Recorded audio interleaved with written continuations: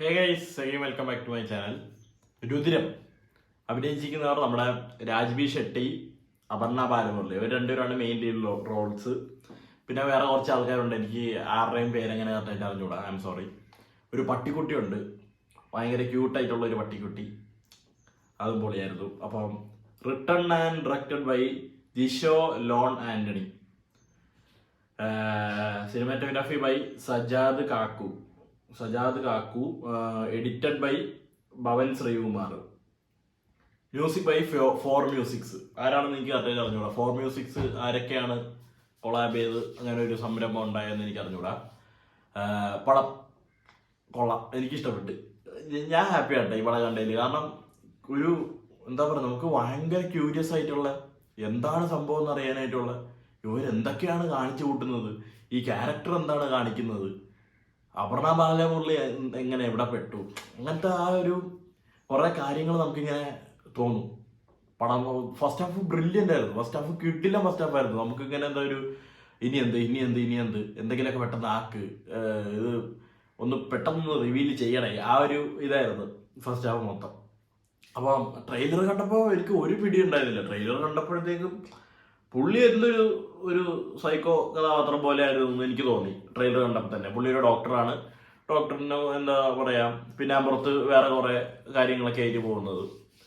അപർണ ബാലമുരളിന്റെ കുറച്ച് കാര്യങ്ങളൊക്കെ കാണിക്കുന്നുണ്ട്. പക്ഷെ കൂടുതലും പുള്ളിക്കാരി ഭയങ്കര എന്താ പറയാ, അസ്വസ്ഥമായിട്ടുള്ള പോർഷൻസ് ഒക്കെയാണ് ട്രെയിലർ കാണിച്ചിരിക്കുന്നത്. അപ്പോൾ ട്രെയിലർ കണ്ടപ്പോഴേ എനിക്ക് ഇതിന്റെ പോസ്റ്ററൊക്കെ ഭയങ്കര എന്താ ഒരു സോളിഡ് ബാക്ക്ഗ്രൗണ്ടിലൊക്കെ ആയിട്ട് ഒരു റെഡ് ഇതൊക്കെ ആയിട്ടുള്ളൊരു പോസ്റ്ററും എനിക്കിഷ്ടപ്പെട്ടോ. കിട്ടില്ല പടം. ആ ഒരു സെക്കൻഡ് ഹാഫിലേക്ക് വരുമ്പോഴത്തേക്കും ചെറിയ ഭാഗപ്പിഴകൾ അവിടെ നിന്ന് ഇവിടെ നിന്നൊക്കെ വരുന്നുണ്ട്. കാരണം ഫസ്റ്റ് ഹാഫ് അത്ര ഒരു മുൾമുനയിൽ ഇങ്ങനെ ഇനി എന്തെന്നുള്ള ഇതിൽ കൊണ്ട് നിർത്തിയിട്ട് സെക്കൻഡ് ഹാഫ് അവര് പെട്ടെന്ന് ക്ലിപ്പ് വിട്ട പോലെ ആയിപ്പോയി. പക്ഷെ പടത്തിൽ പറയുന്ന ഒരു കാര്യമാണ്, നമ്മളിപ്പോൾ എന്താ പറയാ, ഒരു കാര്യത്തിന് വേണ്ടി കുറെ തവണ പരിശ്രമിച്ചു, പരാജയപ്പെട്ടു, അങ്ങനെയൊക്കെ നിന്ന് കഴിയുകയാണെങ്കിൽ പോലും വീണ്ടും പരിശ്രമിച്ചുകൊണ്ടിരിക്കുക, നമുക്ക് അതിൽ നിന്നൊരു ഇത് കിട്ടും. അവസാനമൊക്കെ ഒരു ഫൈറ്റ് സീക്വൻസും കുത്തും വെട്ടും വെടിവെപ്പും അങ്ങനത്തെ കുറച്ച് സാധനങ്ങളൊക്കെ ആയിട്ട് അങ്ങനെ പോയി. പക്ഷെ പുള്ളിന്റെ കഥാപാത്രം, പുള്ളി ഭയങ്കര സട്ടിലായിട്ട് ചെയ്യുന്ന കാര്യങ്ങൾ, ഇതൊക്കെ എനിക്ക് ഭയങ്കര ഇഷ്ടപ്പെട്ടു. പുള്ളിന്റെ വളരെ ചുരുക്കം പടങ്ങളെ ഞാൻ കണ്ടിട്ടുള്ളൂ. പക്ഷെ കണ്ടതിലൊക്കെ വെച്ച് പുള്ളി ഒരു കിടിലൻ നടനാണ്. മലയാള പടം പുള്ളി ഇങ്ങനെ ഒന്നും എടുത്ത് ചെയ്തു എന്ന് കേൾക്കുമ്പോൾ തന്നെ എനിക്കൊരു സന്തോഷം തന്നെയായിരുന്നു. പുള്ളി അത്രയും വലിയൊരു ഡയറക്ടറും ആക്ടറൊക്കെയാണ്. നിങ്ങൾക്ക് അറിയാമെന്ന് എനിക്കറിഞ്ഞൂടെ. കാന്താരേന്റെ ക്ലൈമാക്സ് പോർഷനൊക്കെ ഡയറക്ട് ചെയ്തതൊക്കെ പുള്ളിയാണ്. ഋഷഭ് ഷെട്ടീൻ്റെ ആ ഒരു സംഭവം ഉണ്ടല്ലോ, മറ്റേ ഇത് കയറിയിട്ട് ബാധയും പൊട്ടെ, ബാധ എന്ന് പറഞ്ഞാൽ ശരിയല്ല, ആ ഒരു വരാഹരൂപം, ആ ഒരു സാധനം വരുമല്ലോ, അതൊക്കെ ആ ഒരു പോർഷൻ എടുത്തു വെച്ച പുള്ളിയാണ്. എനിക്കിഷ്ടപ്പെട്ടു ഈ പടം.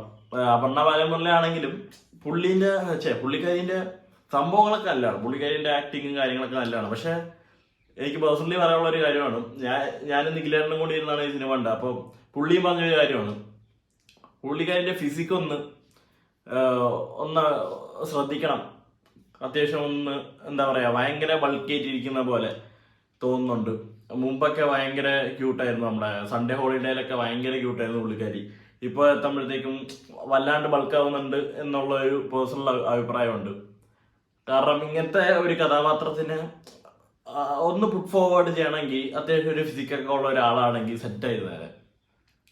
വേറൊരു ഇപ്പോൾ ആരാ, ഒരു ഐശ്വര്യലക്ഷ്മിയോ അല്ലെങ്കിൽ പിന്നെ വേറെ ആരാ പറയാനുള്ളത്, നമുക്ക് അങ്ങനത്തെ വേറെ ആരെങ്കിലൊക്കെ അങ്ങനെയൊക്കെ ആ ഒരു ആൾട്ട് രൂപം ഈ ഒരു കഥാപാത്രത്തിന് ആവശ്യമായിട്ട് എനിക്ക് തോന്നി.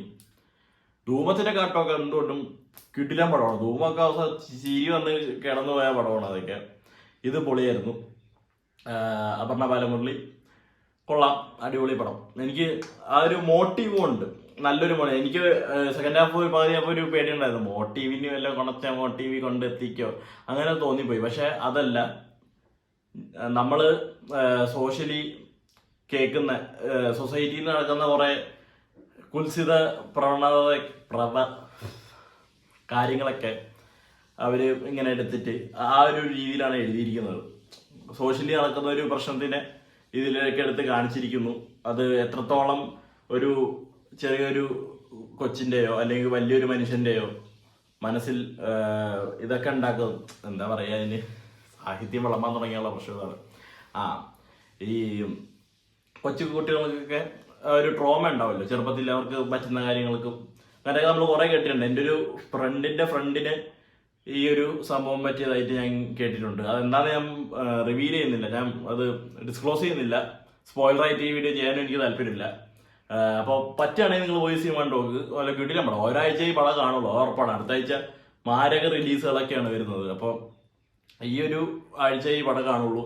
കഴിയുകയാണെങ്കിൽ ഈ വീക്കെൻഡ് ഈ പടം ഒന്ന് കണ്ടു നോക്കുക. ഒരു ദിനം എനിക്ക് ഇഷ്ടപ്പെട്ടു. 2 മണിക്കൂറേ ഉള്ളൂ, ഒറ്റ സെക്കൻഡ് പോലും ബോറടിച്ചില്ല. ഇങ്ങനെ ഒരു എന്താ പറയുക, ഒരു ത്രില്ലർ ടൈപ്പ്, ഒരു സ്റ്റീരിയോട്ടിക്കൽ ടൈപ്പ് ഒരു പടം ചുമ്മാ കണ്ടിരിക്കുക. 2 മണിക്കൂറേ ഉള്ളൂ. ഞാൻ പറഞ്ഞ പോലെ എനിക്കിഷ്ടപ്പെട്ടു, കണ്ടു നോക്കുക.